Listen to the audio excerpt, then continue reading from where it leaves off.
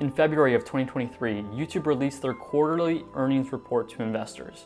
And in that report was something shocking. YouTube claimed that their Shorts feature, which had debuted 2 years ago as a competitor to TikTok and Instagram, had just crossed 50 billion views per day. A number so big it had many creators talking and convinced many others to jump ship on the YouTube hype train. But as that hype train pulled into the station, I wasn't so sure. So, after digging into the matter with my months-long investigation, I discovered a disturbing pattern that nobody seems to notice or even care about. And if someone doesn't come to light to expose it, its impact could have devastating effects on creators for years to come. But the one thing that nobody knows is that this all started 10 years ago. Sub for sub, a term that can be found in almost all corners of the YouTube comment section. A term so vile, so despicable that nobody would even... What am I saying? Don't lie to me, we all used to do it. But what does this have to do with YouTube Shorts? I'm getting there, hold on. My first memories on YouTube can actually be traced to going into comment sections and asking for a sub for sub on other channels. You see, I aspire to be a big YouTuber just like my heroes, Dan TDM, Devin Supertramp, Ryan Higa, and what do all of my heroes have that I don't? Subscribers, of course. So I thought to myself, how do I get subscribers? And there was only one way I knew how at the time, sub for sub. Now, if you don't know, let me take you through the process of what sub for sub actually means. It stands for subscription for subscription. And what it basically means is that you will subscribe to someone else's channel and in return, they will subscribe back to yours. Sounds like a win-win, right? Well, there's a problem. The whole point of subscribing to someone is to show that creator that you enjoy their content and you want to see more. But if you go around and subscribe to random channels who just subscribe back, they're not subscribing because they like you, they're subscribing because they want a subscriber. And most likely that sub that you gained will not end up watching your content. So in that case, the subscription is practically worthless to you and you end up racking up dead subscribers. Okay. How does this relate to Shorts? Well, it is my belief that the subscribers you gain by making YouTube Shorts is just a modern day watered down equivalent of the subscribers you would gain by doing sub for sub back in 2013. Don't believe me? I'll prove it to you.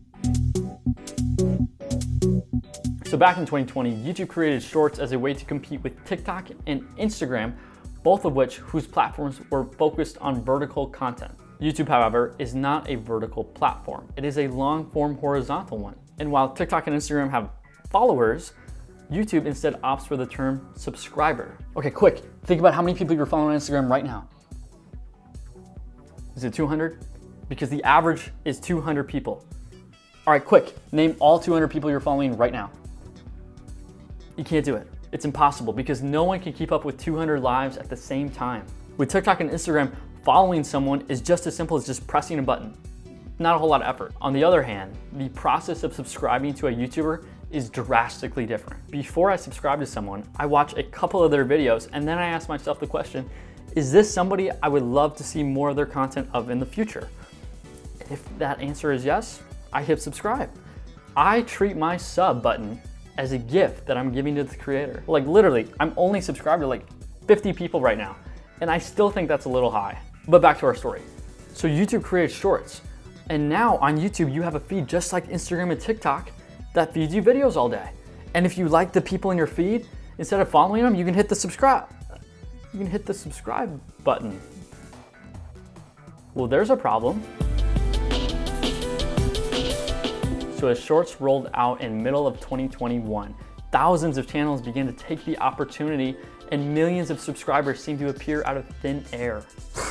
I was in fact one of those channels. I was a little late, but in 2022, I started a channel called Clips Crusader, where I would take popular Twitch streamers' clips, re-edit them, and upload them onto my main channel. It's the drunk crashers that get us in trouble. They give us a bad rap. I can drive perfectly. You guys are seeing this. It's always just the drunk drivers that can't understand what's going on, you know? And that's what I think is the bad thing. Jesus fucking Christ. Fuck! It wasn't honest work, I'll be honest, but I gotta do what I gotta do. And many of my videos did well. I amassed thousands of subscribers and millions of views. This was literally everything I had dreamed of, having a successful YouTube channel. But after 30 million views and 8,000 subscribers later, something fell off. This was the most amount of subscribers and views I've ever seen in all my years of making videos. But I wasn't proud of myself. I felt empty. These people weren't subscribing for me, they were subscribing for the person I showed on screen. To make matters worse, many of these subscribers never returned to my channel again, having subscribed and completely forgotten about my channel. And after seeing this, it hit me. The subscribe button was worthless. YouTube Shorts had warped and twisted this once proud achievement into another follow button, just like TikTok and Instagram. I now realize that my Clips channel just made up 200 other channels on the average person's follow list. Taking it all in, I decided to abandon the channel. So after quitting the Clips channel, I started this one, the one you're watching me on right now, finally realizing the content I wanted to make all along. But that didn't really mean I learned from my mistake. Immediately after starting this brand new channel, I began to make shorts. And there's one specific short I want to focus on because I learned a lot from it. I made a short about Mr. Beast's least viewed YouTube video, which ended up getting 55,000 views and resulted in my channel going from 10 subscribers to 100 overnight. So I thought this was great and I continued making videos. But as I went on, I realized that all the subscribers I had gained from that short were not returning for my following content. And what's worse is that they inflate my analytics every month to make it seem like I have more subscribers and more views than I'm actually getting. To this day, those 100 subs I gained a year ago still make up 1/3 of all of my subscribers. Honestly, I'm embarrassed because I know that when I reach 1,000 subscribers someday, in reality, I will only have 900 because 100 of those people mindlessly hit the subscribe button on a short and could care less about my content.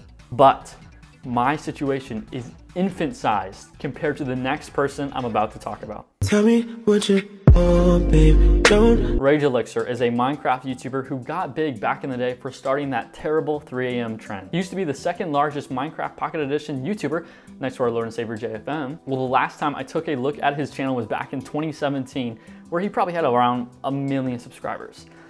But recently, I suddenly had the urge to just check on him again, see how he was doing. So I go on the YouTube and I look and 7 million subscribers. How did he get so big? Well, it's all thanks to YouTube and their Shorts program. Hey guys, I need your help. My wife and my kids are about to get ran over by a train.